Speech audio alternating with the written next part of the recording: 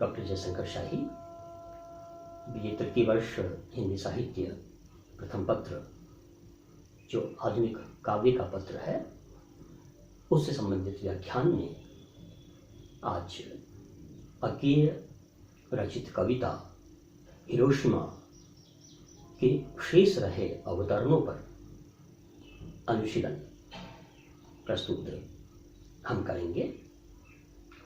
अब तक हमने जाना कि प्रयोगवादी कवि अज्ञेय ने किस प्रकार से हिरोशिमा कविता में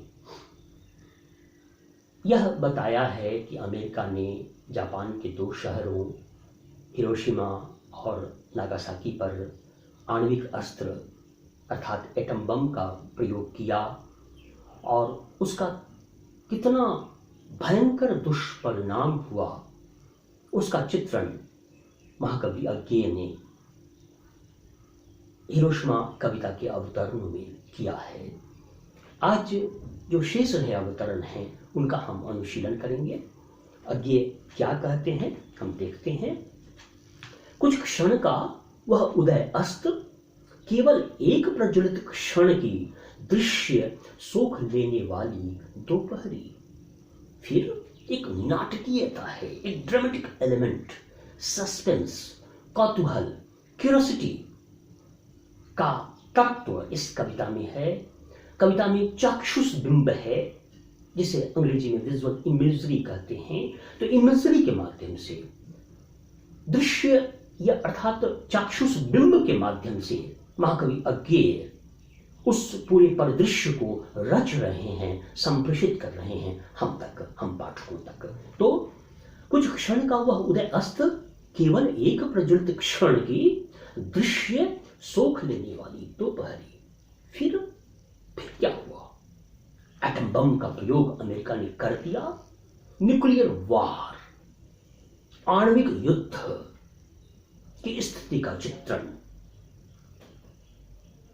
एटम बम का प्रयोग अमेरिका ने जापान पर किया। जापान के दो शहरों पर एटम बम गिराया गया और उसके बाद फिर क्या हुआ? तो अज्ञेय कवि लिखते हैं फिर, और साइन ऑफ इंटरोगेशन है, प्रश्नवाचक चिन्ह है। उस एटम बम के प्रयोग के बाद क्या परिणाम हुआ, उसका क्या रिजल्ट हुआ, कितना बड़ा डिवास्टेशन और डिस्ट्रक्शन, विध्वंस हुआ, उसकी चर्चा अज्ञेय कर रहे हैं। फिर छायाएं मानव जन की, छायाएं मानव जन की नहीं मिटी, लंबी होकर मानव ही सब भाप हो गए। खौफनाक, दर्दनाक, एक विश्वव्यापी विध्वंस का कारुणिक चित्रण। मनुष्य की जो काया थी वो परछाई बन गई और कवि अज्ञेय कहते हैं कि मनुष्य की काया ही भाप बन गई। जैसे पानी उबलकर खौलकर भाप या वेपर बन जाता है, उस प्रकार मनुष्य का जो अस्तित्व था, मनुष्य की जो काया थी, वह ही भाप बन गई। इतना प्रज्वलन, इतना ताप उस न्यूक्लियर बम के प्रयोग के बाद उत्पन्न हुआ कि लाखों मनुष्यों की काया भाप बन गई। तो नहीं मिटी, लंबी होकर मानव ही सब भाप हो गए। मानव का अस्तित्व इवेपोरेट कर गया। मनुष्य का तन, मनुष्य की काया भाप बन गई। खौफनाक मंजर का दर्दनाक चित्रण, कारुणिक चित्रण। विज्ञान के दुरुपयोग से क्या परिणाम निकलता है उसके प्रति सावधान करती हुई यह कविता है। युद्ध कैसा दुष्परिणाम लाता है उसके प्रति सजग करने वाली यह कविता है। मानव ही सब भाप हो गए। छायाएं तो भी लिखी हैं झुलसे हुए पत्थरों पर, उजड़ी सड़कों की गच पर। एक भयंकर डिवास्टेशन का चित्रण। वह शहर जहां रौनक था, वह शहर जिसमें कोलाहल था, जिसमें चहल पहल थी, लोग अपने काम में लग रहे थे, पूरा शहर में चकाचौंध था, पूरे शहर में जीवन का स्पंदन था, वह शहर क्षण मात्र में उजाड़ हो गया। अमेरिका और इंग्लैंड के बहुत बड़े कवि हुए हैं टी.एस. एलियट, और उन्होंने आज से 100 साल पहले एक कालजयी कविता का सृजन किया, और उस कविता का नाम है द वेस्टलैंड। उस कविता में भी महाकवि एलियट ने युद्ध के दुष्परिणाम को और विज्ञान और तकनीक के माध्यम से किस प्रकार से तरक्की तो हुई है, लेकिन उसके दुरुपयोग से किस प्रकार से मनुष्य जाति, मनुष्य की सभ्यता का नाश हुआ है, क्षरण हुआ है, किस तरह से सभ्यता कोलैप्स कर गई है, उसका चित्रण टी.एस. एलियट ने अपनी उस महान कविता द वेस्टलैंड में किया है। टी.एस. एलियट वहां लिखते हैं, ए हिप ऑफ ब्रोकन इमेजेस, टूटे हुए बिंबों का टीला लगा हुआ है। जिस प्रकार से अज्ञे कह रहे हैं कि झुलसे हुए पत्थरों पर, उजड़ी सड़कों की गज पर छायाएं तो अभी लिखी हैं, मानव ही सब भाप हो गए। तो युद्ध का दुष्परिणाम क्या होता है उसकी चर्चा करते हुए यहां अज्ञेय कवि, तो छायाएं तो अभी लिखी हैं झुलसे हुए पत्थरों पर, उजड़ी सड़कों की गज पर, और आगे यह अंतिम अवतरण है इस कविता का। मानव का रचा हुआ सूरज मानव को भाप बनाकर सोख गया, पत्थर पर लिखी हुई यह जली हुई छाया मानव की साखी है। कविता की परिणति होती है, परिसमाप्ति होती है, लेकिन यह कविता एक कारुणिक मंजर का दर्दनाक पोर्ट्रियल है।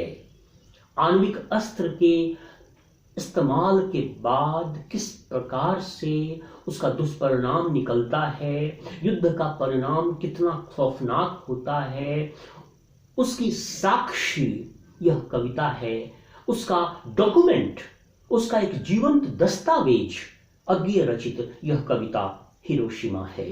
तो मानव का रचा हुआ सूरज, कवि अज्ञेय कहते हैं कि मानव ने जिस सूरज को रचा, मानव द्वारा रचित आर्टिफिशियल सन, कृत्रिम सूरज जो एटम बम था, उसके उदित होने के साथ, उसके उदय होने के साथ किस प्रकार से इस प्लैनेट अर्थ पर, अपनी इस धरती पर जो हमारा घर है, इस धरती के 2 शहरों नागासाकी और हिरोशिमा पर किस प्रकार से काल मंडराया और लाखों लोग काल कवलित हो गए, और भयंकर मंजर चारों ओर दशों दिशाओं में उपस्थित हुआ। सारा का सारा शहर जो आबाद था वो वीरान हो गया, वेस्टलैंड बन गया, उजाड़ हो गया, सड़कें सूनी हो गईं, और मनुष्य का तन भाप बनकर उड़ गया।